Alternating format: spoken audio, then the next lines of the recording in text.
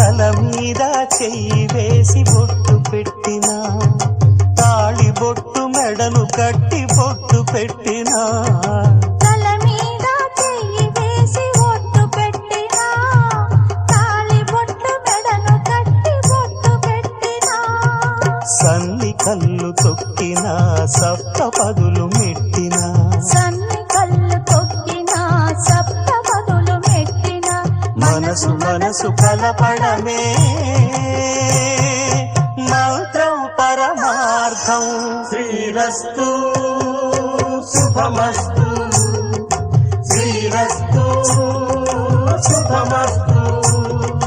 శ్రీకారం చుట్టుకుంది పెళ్లి పుస్తకం, ఇక ఆకారం దాచుతుంది కొత్త జీవితం.